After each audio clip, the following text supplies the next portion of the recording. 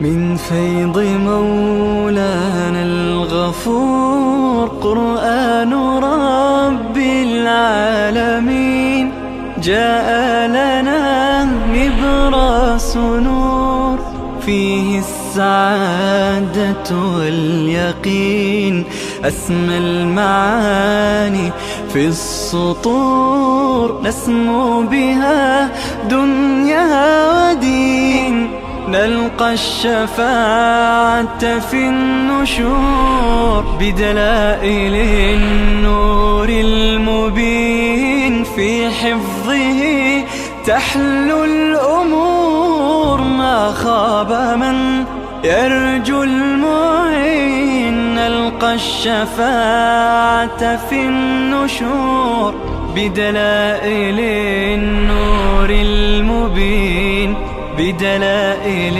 النور المبين.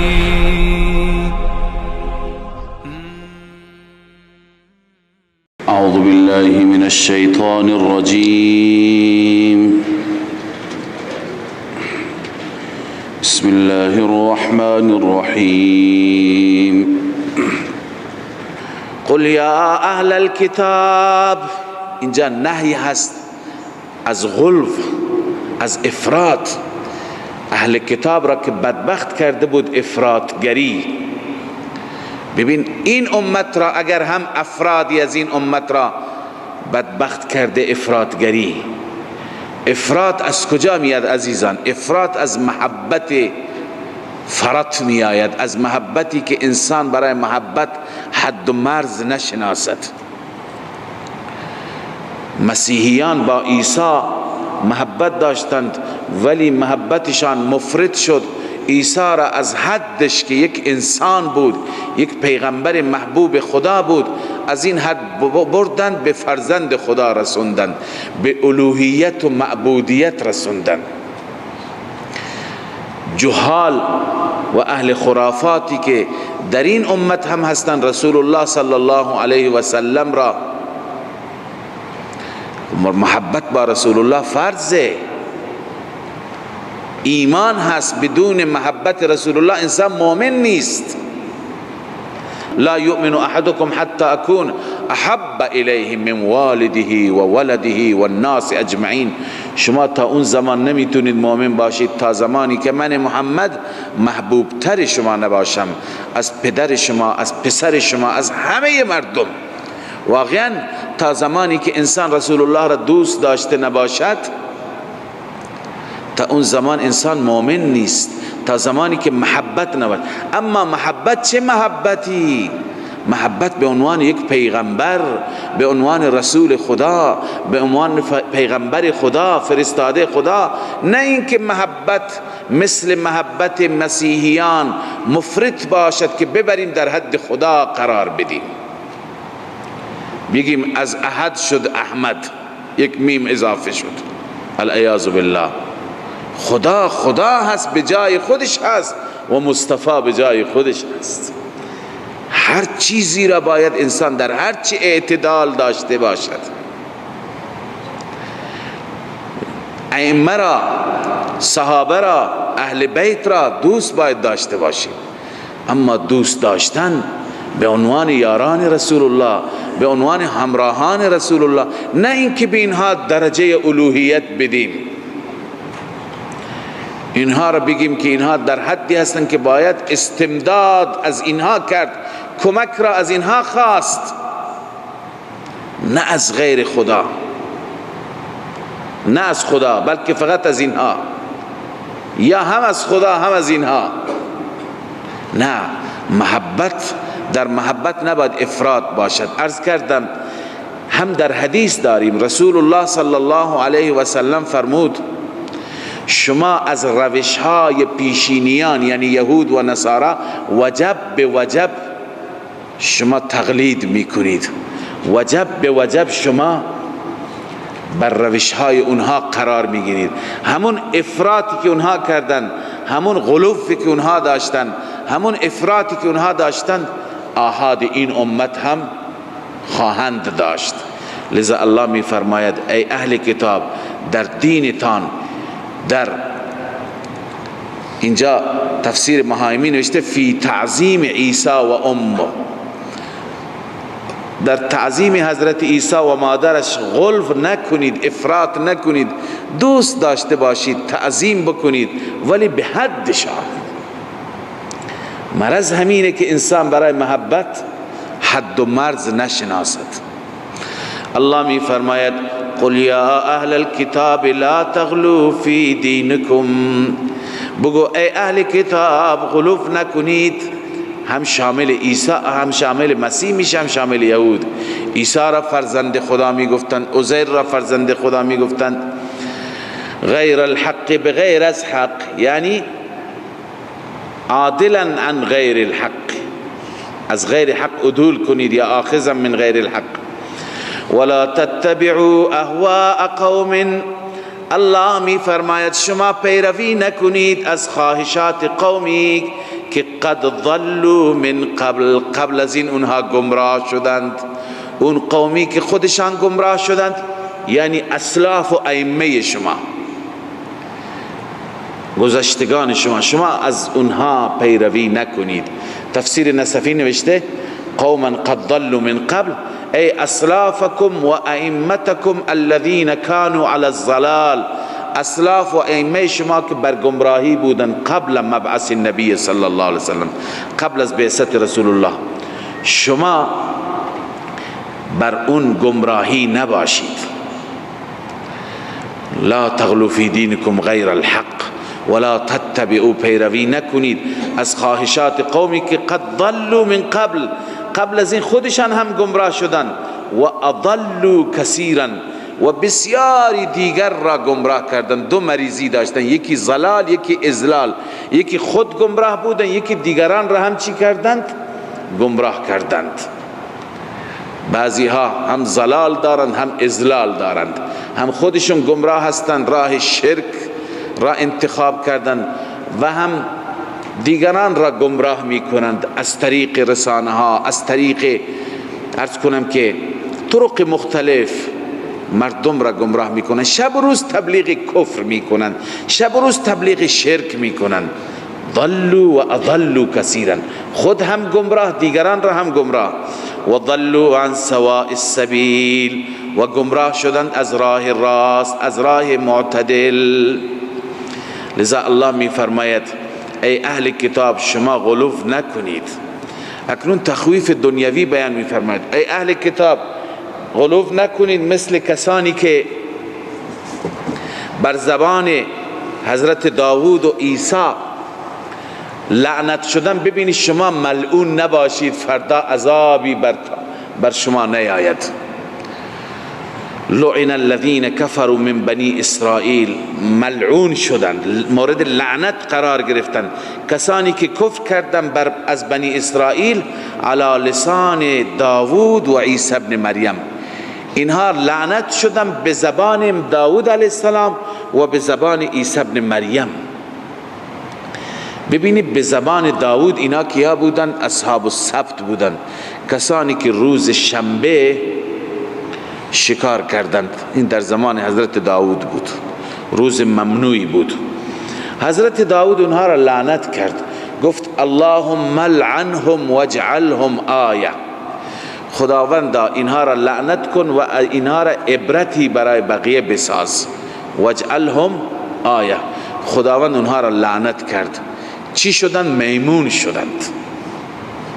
اصحاب سبت تبدیل شدند و مسخ شدند به میمون. و همچنین لعنت شدند بنی اسرائیل به زبان عیسی ابن مریم، به زبان عیسی ابن مریم. حضرت عیسی گفت که مائده و سفره در همین سوره میخوانیم ان شاء الله امروز. مائده و سفره نازل میشه. ببینید که هر کسی کفر کرد خداوند به عذاب سختی گرفتار میکند. خب سفره نازل شد. سفره که نازل شد معجزه عیسی بود، اما مسیحیان بعد از اون هم انکار کردند، بعد از اون هم کفر کردند. حضرت عیسی دعا کرد اللهم لعنهم کما لعنت اصحاب السبت. پروردگار اینها را لعنت کن همان گونه که اصحاب سبت را لعنت کردی، اهل شنبه را لعنت کردی.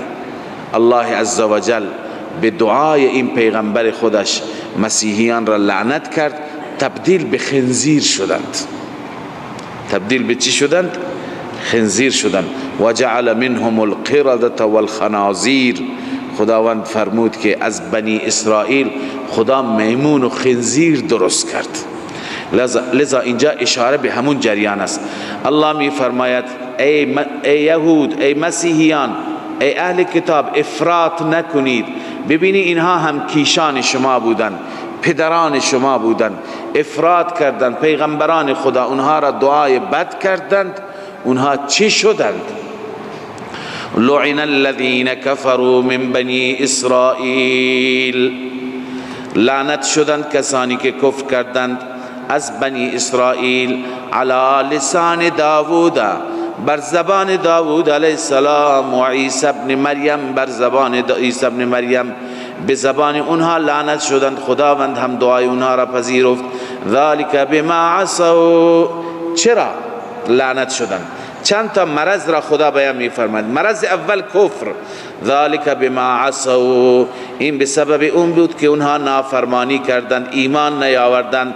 مرض دوم شدت کفر، و کانوا یعتدون، آنها متجاوز بودند، تجاوز می‌کردند. و مرض سوم کفر مدید. اول کفر هست، دوم کفر شدید هست، سوم کفر مدید هست، یعنی کفر طولانی کردن. کانوا لا یتناهون عن منکر فعلوا، آنها بودن نهی نمی کردند از منکری که انجام می دادند. هر منکری که انجام می گرفت پروا نداشتند. ببینید عزیزان، این زنگ خطر است که اگر در جامعه منکری انجام بگیرد، کاری که خدا را ناراضی می کند انجام می گیرد و هیچ کسی نهی نکند. وظیفه هست، وظیفه همه هست. اگر می خواند عذاب خدا نیاید، باید نهی از منکر کنند.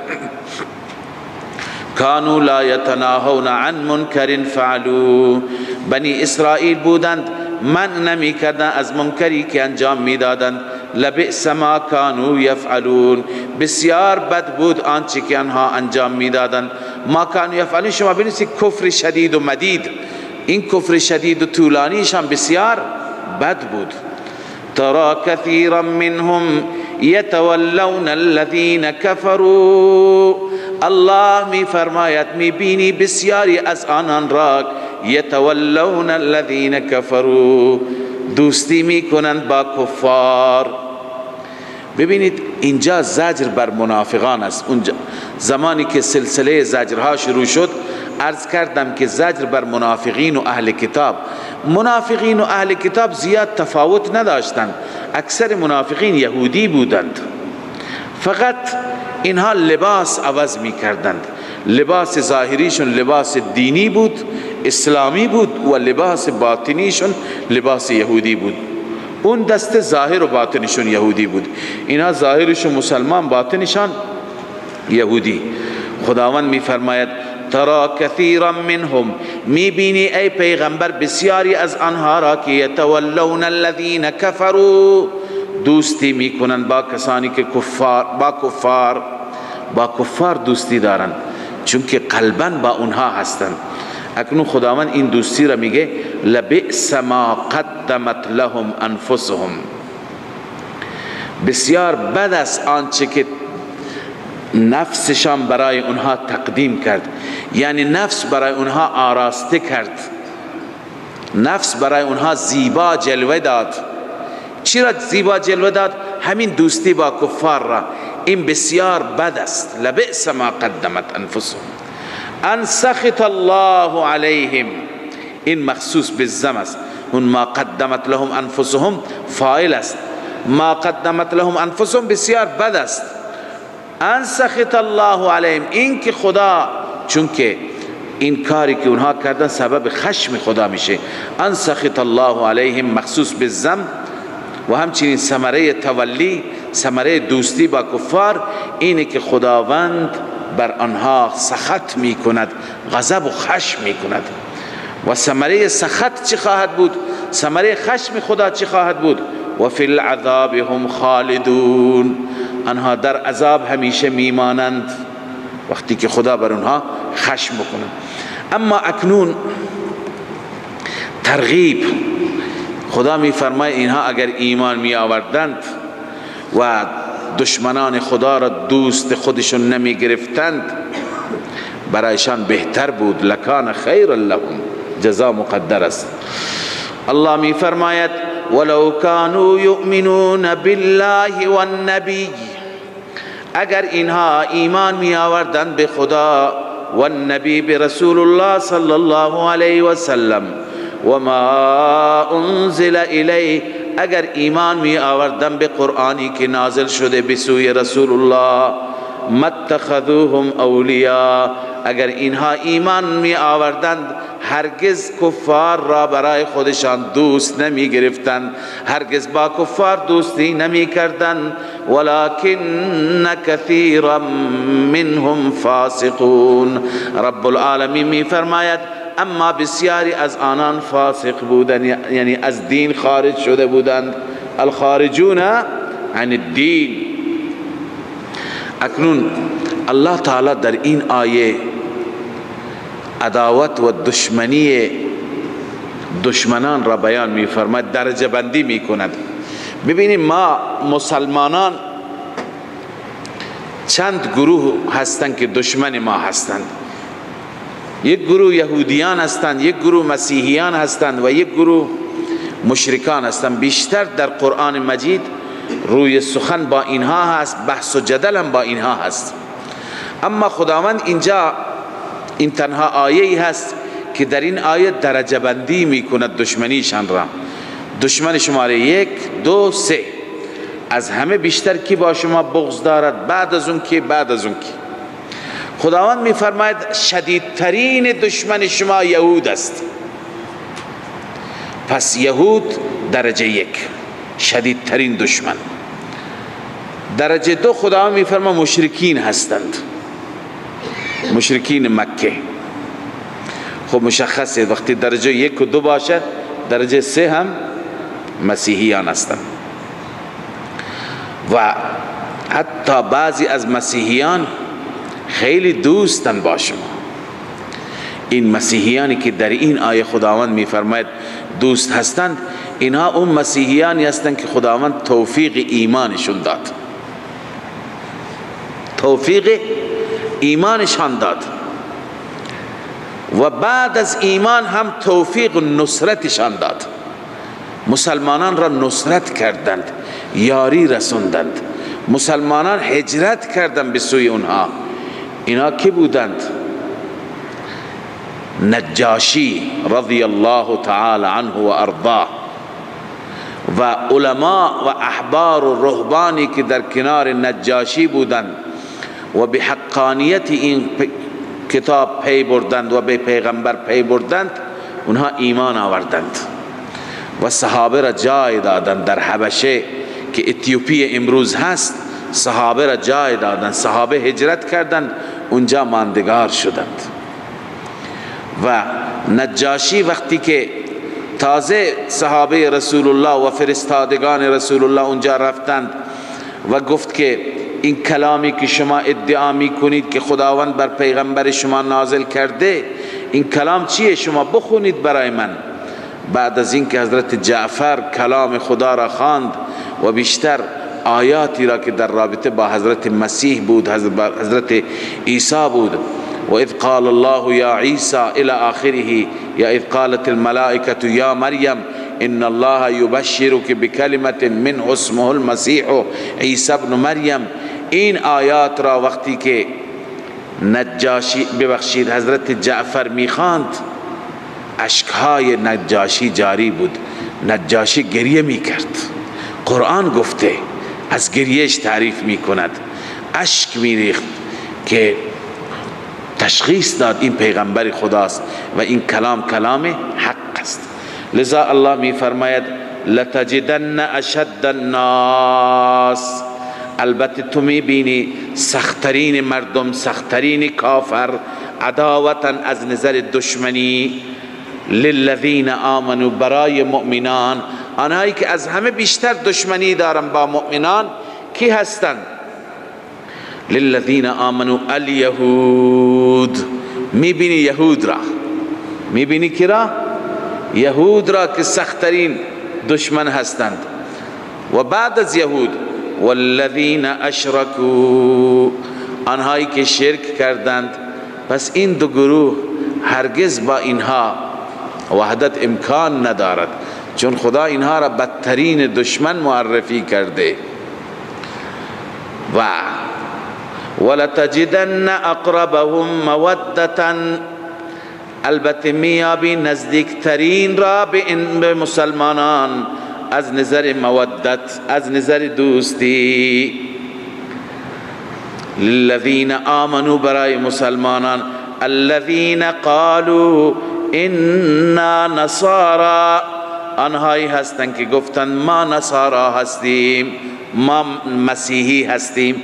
البته مراد نصارا همه مسیحیان نیستند، همه مسیحیان دوست ما نیستند. ای من آمن منهم مثل النجاشی و غیره، تفسیر خازن گفته من آمن منهم مثل النجاشی و غیره، که کسانی که ایمان آوردن مثل نجاشی اینا دوستند، همه نصارا نیستند دوست. من الان میخوام عبارتی برای شما بخوانم از تفسیر معالم التنزیل که در این عبارت این مطلب هست که مراد از آیه تمام مسیحیان نیستند، بلکه مراد از آیه اون بخش بزرگی از مسیحیان حبشه که ایمان آوردند. چنانچه می فرماید علامه خطابی لم یرد به جمیع النصارى، همه نصارا را اراده نکرده، لانهم فی عداوت المسلمین کالیهود، چونکه اونها در عداوت مسلمانان مثل یهود هستند. فی قتلهم المسلمین و اسرهم، مسلمانان را کشتند، مسلمانان را اسیر کردند. و تخریب بلادهم، بلاد مسلمانان را خراب کردند. و هدم مساجدهم، مساجد مسلمانان را منهدم کردند. و احراق مصاحفهم، و مصحف اونها را، قرآنها را سوزاندند. لذا لا ولا کرامت لهم، هیچ نوع کرامتی در آیه برای مسیحیان ثابت نیست. پس آیه درباره کیه؟ الذين قالوا انا نصارى بل الآية في من اسلم منهم مثل النجاشی و اصحابه. این آیه درباره اون مسیحیانی هست که مسلمان شدند مثل نجاشی و اصحابش. امروز هم میبینیم که مسیحیان مثل یهود در دشمنی با مسلمانان کم ندارند، مسلمانان را بمباران میکنند، مسلمانان را تار و مار میکنند، بلاد اسلامی را تصاحب و تصرف کردند. جنگ های صلیبی گذشته را شما بررسی بفرمایید، اینها همه حاکی از چی هست؟ از عداوت و دشمنی. بنابراین آنچه که عموم میفهمند که مراد از اینه که مسیحیت به اسلام نزدیکتره، مسیحیان به ما نزدیکترند، این نیست، بلکه مراد مسیحیانی که مسلمان شدند هست. چرا؟ دلیلش را ببین. قالوا انا نصارى، صفاتشون را نگاه بکن، این صفات معلوم میکنه که کدوم مسیحیان هستند. الله می فرماید ذالک بان منهم، علت قرب بنویسید، علت قرب اقربهم. ذالک بان منهم قسیسین، این به سبب این است که منهم از آنها هست قسیسین. قسیسین را بعضی گفته علم دوست، کسانی هستند که علم را دوست می‌دارند. اما تفسیر مظهری نوشته فی القاموس هو رئیس النصارى فی العلم. قسیس به چی میگن؟ در قاموس لغت آمده که رئیس نصارا از نظر علم به او میگن قسیسین. ذالک بان منهم قسیسین و رهبانا، و از آنها رهبان هست، یعنی تارکان دنیا هست، وانهم لا يستكبرون، و آنها تکبر نمی کنند. انهم لا يستكبرون، تکبر نمی کنند. و اذا سمعوا، بازم ببینید صفاتشون، این صفات در عموم نصارا هستند؟ نیستند. و اذا سمعوا ما انزل الى الرسول، هرگاه میشنوند اون قرآنی را که نازل شده به سوی رسول صلی الله علیه و سلم، ترى اعینهم، میبینی چشمان اونها را که تفیض من الدمع، جاری هست از اشک، از چشمانشان اشک جاری هست. چرا؟ مما عرفوا من الحق، بسبب آنچه که آنها حق را تشخیص میدن، حق را میدانند. و بعد از این تأثیر عملی هست، تأثیر قلبی هست. ترى اعینهم پایینش بینید تأثیر قلبی، وقتی که حق را میبینند و تشخیص میدهند قلبشان گریه میکند، چشمشان اشک میریزد. و بعد با زبان چی میگن؟ تأثیر قولی. یقولون ربنا آمنا، میگویم بار الها پروردگارا ما ایمان آوردیم، فاکتبنا مع الشاهدین، ما را بنویس از شاهدین، ما را هم از شاهدین بنویس. شاهدین کیه؟ ای مع امت محمد صلی الله علیه و سلم، ما را با امت محمد بنویس. الذين هم شهداء على سائر الامم يوم القيامه، امت محمدی که در روز قیامت شهدا هستند، گواهی میدن بر همه امت های دیگر. الذين هم شهداء على سائر الامم يوم القيامه، تفسیر مدارک. بار الها ما را از این امت بنویس، یا اینکه فاکتبنا مع الشاهدین، از کسانی بنویس که گواهی میدهم به رسالت محمد، ما هم گواهی میدهیم، به گواهی میدهم به حقانیت قرآن، ما هم گواهی میدهیم. و بعد موانع را رفع میکنند. چرا ما ایمان نیاوریم؟ و ما لنا لا نؤمن بالله، چی شده ما را که ایمان نیاوریم به خدا؟ و ما جاءنا من الحق، و آنچه که پیش ما حق آمده یعنی قرآن، چرا به این ایمان نداشته باشیم؟ در حالی که و نطمع ان یدخلنا، ما طمع داریم، انتظار داریم که ان یدخلنا ربنا، ما را پروردگار ما داخل بگرداند، مع القوم الصالحین، همراه با قوم صالح، با قوم صالح.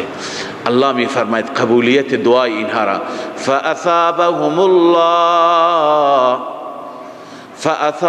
الله بما قالوا، الله به آنها پاداش داد، عوض داد، بما قالوا، بسبب آنچه که گفتند. ببین فقط گفتن نبود، پایینش ببینید مع اعتقاد، به اونها پاداش داد همراه با اعتقادی که گفتن و عقیده هم داشتن. چه پاداشی داد؟ جنات تجری من تحتها الانهار، جنات را پاداش داد، جناتی که جاری است از زیر درختانش نهرها، خالدین فیها، همیشه در آن جنات. و ذلک جزاء المحسنین، خداوند میفرماید جزاء نیکوکاران و جزاء مخلصین این جنات هست. اما تخویف اخروی، والذین کفروا و کذبوا بآیاتنا، کسانی که کفر کنند و تکذیب کنند آیات ما را، اولئک اصحاب الجحیم، اینها صاحبان جهنمند، اصحاب جهیم هستند. خب تا اینجا زجر بود بر یهود و نصارا و عقاید و خرافات اونها، و در پایان خداوند عزوجل عداوت و دشمنیشون را بیان فرمود. اکنون بخش دوم سوره شروع میشه. ابتدای سوره خدمت شما عرض کردم که این سوره دو قسمت است، در هر دو قسمت رد شرک هست، اما در قسمت اول رد شرک فعلی هست، در قسمت رد شرک اعتقادی هست، شرک فی التصرف، و در قسمت دوم رد شرک فعلی. شرک فعلی را هم چند بار تعریف کردم، اونه که انسان حرام خدا را حلال بداند و حلال خدا را حرام بداند. این شرک فعلی هست. خداوند میفرماید یا ایها الذین آمنوا، ای مؤمنان، لا تحرموا طیبات ما احل الله لكم، حرام ندانید مالهای پاکیزه ای را که خداوند حلال کرده برای شما. ما احل الله لكم ولا تعتدوا، تجاوز نکنید، یعنی از حدود شرعی نگذرید. ببینید لا تحرموا پایینش بنویسید نه اعتقادا نه قولا نه عملا. تفسیر کبیر گفته شما حرام ندانید، یعنی اعتقادا هم حرام ندانید، قولا با زبان هم نگو بر من حرام، من بر خود حرام کردم، و عملا هم بر خود حرام نکن که اصلا نخوری از مال پاکیزه. متوجه شدید؟ ولا تعتدوا، از حدود شرعی تجاوز هم نکنید. ان الله لا يحب المعتدین، خداوند متجاوزین را دوست ندارد. پس آنچه که خدا حلال کرده بخورید. لذا الله می فرماید وکلوا مما رزقکم الله، بخورید. خوردن به معنای ببین همه چیزایی که در دنیا هستن خوردنی نیستن، بعضی ها را ما دیگه استفاده میکنیم، بعضی ها مثلا پوشیدنی اند، می پوشیم. لذا چون مثلا بعضی از شترها بودن که اونها پشمشون را بر خود حرام میکردن، خب اون پشم را کسی میتونه پوستینی درست کنه، لباسی درست کنه بپوشه. پس کلو اینجا به معنی تمتعو هست، بهره گرفتن، استفاده کردن. و کلو مما رزقکم الله. قرطبی گفته الاکل فی هذه الآیه عبارت عن التمتع، خوردن در این آیه عبارت از چی هست؟ از بهره‌گیری هست، بهره گرفتن، استفاده کردن. الله می فرماید استفاده بکنید مما رزقکم الله حلالا طیبا، از آنچه که خدا به شما رزق داده حلال و پاکیزه. واتقوا الله، نسخه عمل، واتقوا الله الذي، تقوا را پیشه بکنید، از الله بترسید، الذي، همان اللهی که انتم به مؤمنون، مقتضی تقوا، ایمان می طلبد که ما تقوا داشته باشیم. هر که ایمان دارد تقوا داشته باشد. اکنون الله عزوجل دستور دومی میدهد در رابطه با قسم. قبلا هم در رابطه با قسم ما خواندیم. ببینید قسم چه مناسبتی با شرک فعلی دارد. خیلی چیزها هستن که انسان با قسم بر خود حرام میکند. قسم میخورد که من فلان چیز را از این به بعد نمیخورم، گوشت گوسفند دیگه نمیخورم، گوشت مرغ مثلا از این به بعد. خب این قسم هم یکی از صورتهای چی هست؟ حرام کردن بر خود هست. خداوند میفرماید لا یؤاخذکم الله باللغو فی ایمانکم، خداوند شما را مؤاخذه نمی کند اگر لغو باشد در قسمهای شما. لغو را تعریف کردیم، دو تا تعریف داره لغو.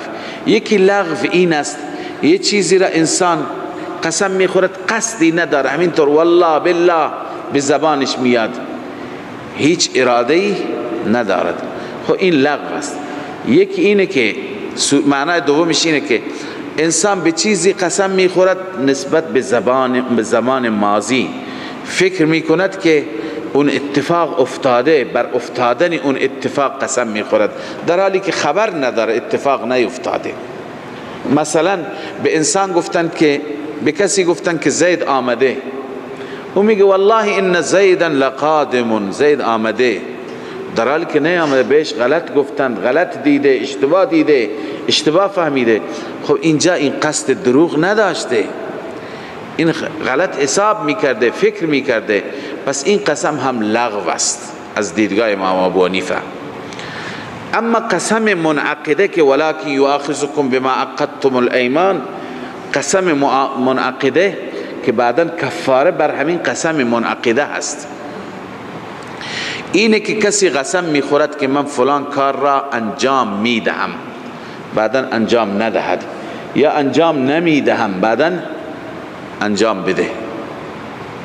خب این قسم را شکسته، لذا این انسان باید کفاره بده. الله می فرماید لا یؤاخذکم الله باللغو فی ایمانکم، خداوند شما را مؤاخذه نمی کند با لغوی که در قسم هایتان باشد، ولکن یؤاخذکم بما عقدتم الایمان، شما را مؤاخذه می کند به آنچه که ایمان شما، قسم های شما عقد بسته، یعنی واقعات آینده. پس کسی که قسم خورد و شکست چیکار بکند؟ فکفارته اطعام 10 مساکین. ببینید اینجا 3 تا کفاره خدا گفته، ولی مثل کفاره های دیگه ترتیب نیست. مثلا در کفاره زهار میخوانید فتحریر رقبه، غلام آزاد کنند. فمن لم یستطع هست اونجا، هر کسی نتوانست 60 روز روزه بگیرد. اینجا نه، اینجا اختیار دارد، از این 3 تا هر کدوم را میخواهد اختیار بکند. الله میفرماید فکفارته اطعام 10 مساکین، کفاره او خوراندن و طعام دادن 10 مسکین هست. چند تا مسکین؟ 10 مسکین. من اوسط ما تطعمون اهلیکم، از خوراک متوسطی که شما به اهل و عیالتان میدید. متوسط چی میخوری؟ مثلا گوشت هست، خوراک در این سطح، چلو گوشت، یا مرغ هست، یا بادمجان هست. هر چی که خوراک متوسط یک انسان هست، اون انسانی که قسم خورده اون را به 10 مسکین بده. شام و نهار.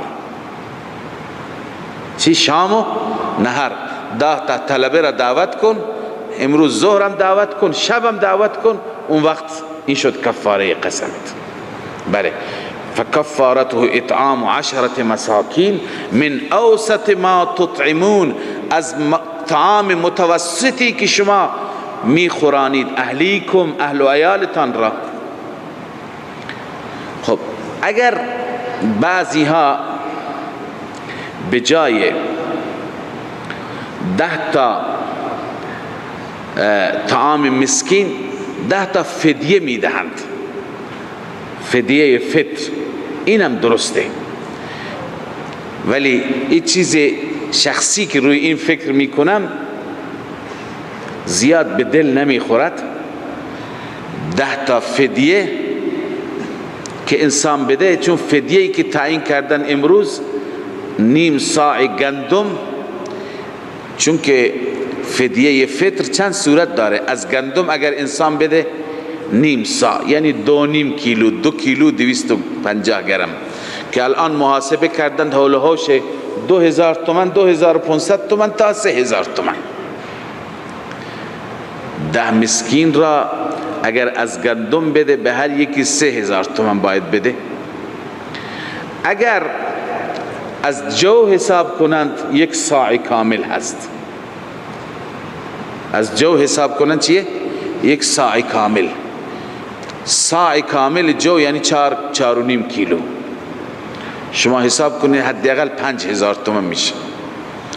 اگر از خرما حساب کنند هم 1 صاع. اگر از خرما حساب کنند هم 1 صاع. 1 صاع خرما هم 4.5 کیلو میشه. هر کیلوش حداقل 4-5 هزار تومان میشه 20-25 هزار تومان. الان از گندم اگر حساب بکنی میشه 2-3 هزار تومان بر اساس محاسبه که در این منطقه است. از خرما حساب بکنی به هر مسکینی چقدر باید بدی؟ 25 هزار تومان. 10 مسکین میشه 250 تومان. لذا این یک نوع نابرابری هست. بعضی ها الان عموما فدیه حساب میکنن. شام و نهار را اگر حساب بکنی، شام و نهار که انسان برای خودش تهیه میکند، حداقل 1 نفر شام و نهارش چقدر میشه؟ حداقلش 3-4 تومان میشه. تنها نهار 3-4 تومان، شامش تا 5 تومان. لذا شام و نهار 1 نفر میشه 10 تومان. اما اون را اگر حساب بکنه یک نفر باید 10 تومن بده، ولی از گندم حساب بکنه 2 تومن میده. لذا یک چیز احتیاطاً، این نظر شخصی بنده است. حتی دیشب کسی سوال کرد، یک مبلغ بالاتر از اون چی که امروز به عنوان فدیه گفتن، بنده گفتم احتیاطاً شما بدید. لذا به هر مسکین در این زمان حداقل 10 تومن داده بشه که این 10 تومن اگر شام و نهار حساب بکنیم هم برایش یک شام و نهار متوسط میشه، و اگر این 10 تومن چی حساب بکنیم، اگر فدیه حساب بکنیم هم یک فدیه بالاتری حداقل میشه، در حد جو میشه.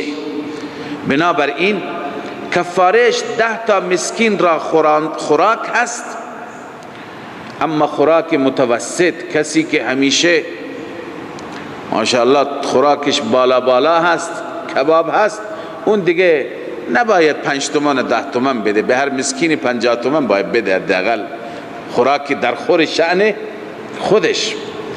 او کسوتهم، یا 10 مسکین را لباس بده. خب چون تو در طعام اختلاف شدید از طعام بالا و پایین داریم، پیشنهاد میشه که لباس برای 10 تا مسکین بخره، بهتر است. او تحریر رقبه، یا اینکه گردنی را آزاد بکنه. گردنی را چی بکنه؟ آزاد. اگر لباس بخره، یک لباس متوسط برای یک نفر چقدر میشه؟ حداقل همون 40-50 تومن میشه. لذا باید همه این تناسب ها را انسان در نظر بگیره. قسم شکسته، نام خدا را دیگه داره چی میکنه؟ حد که حرمت الان تعبیر نکنیم، چون بعضی قسم ها هستن خداوند میفرماید خودتون باید اونها را بشکنی. وقتی که انسان یک معروفی قسم میخورد که انجام نمیدم، یا منکری قسم میخورد انجام میده، خدا میفرماید که نه، اینجا قسم باید بشکنه و انسان کفاره بده. خب او تحریر رقبه، یا غلامی را، برده‌ای را آزاد کند. ببین این ستاره با کلمه او آمده، او للتخییر، برای اختیار است، اختیار داریم. اما بغیر از این ستا، فمن لم یجد، هر کسی نیافت، فصیام 3 ایام، اون روزه 3 روز را بگیرد. نه اینکه عرض کنم از همون ابتدا. امروز هستند کسانی که الله بهشون مال و سرمایه داده روزه میگیرند، روزه از اونها درست نمیشه. روزه کسی که خدا بهش سرمایه داده، اون بخواد برای کفاره قسم روزه بگیرد، کفایت نمی کند، جواب نمیده. این روزه، این کفاره حساب نمیشه. این بره پول خرج کنه، مال بده. روزه برای فقیری هست، برای مسکینی هست که ندارد. اونی که دارد میتونه 10 مسکین را طعام بده، 10 مسکین را لباس بده. هیچ وقت روزه کفایتش نمی کند. این نکته را داشته باشید. عموم مردم میاند، میبینه ماشاءالله وضعشون خوبه، مغازه داره، تجارت داره، حقوق بالا داره، میگه این روزه ها را چطور بگیریم؟ چرا روزه میگیری؟ برای شما روزه تعیین نشده، برای شما قربانی مالی هست، جریمه مالی هست.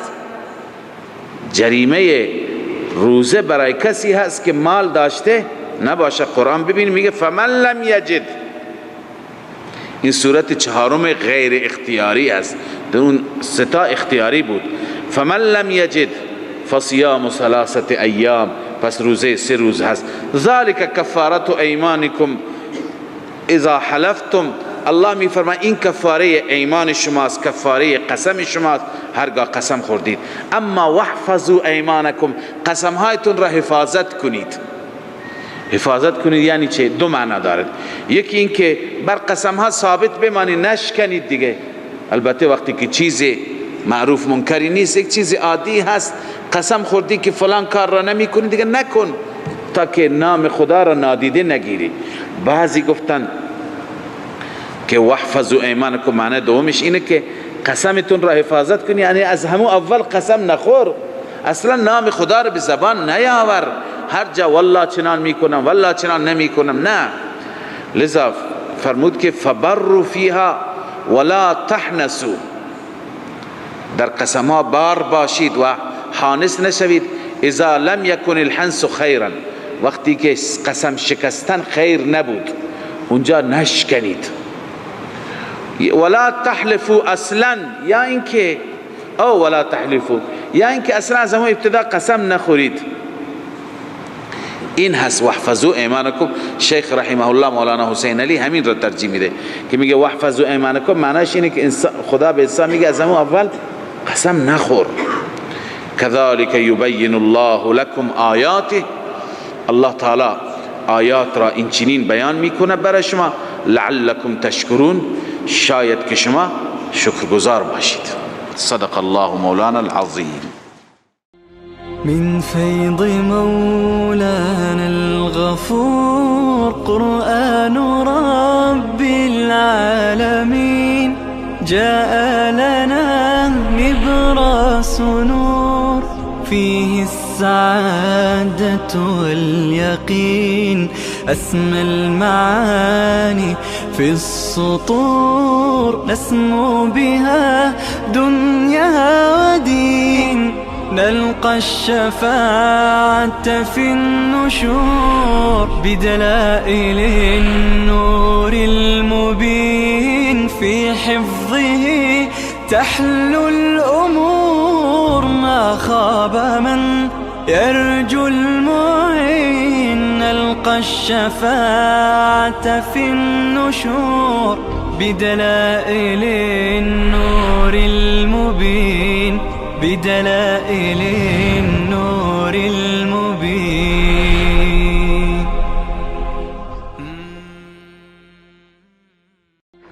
من فيض مولانا الغفور قرآن رب العالمين، جاء لنا نبراس نور فيه السعادة واليقين.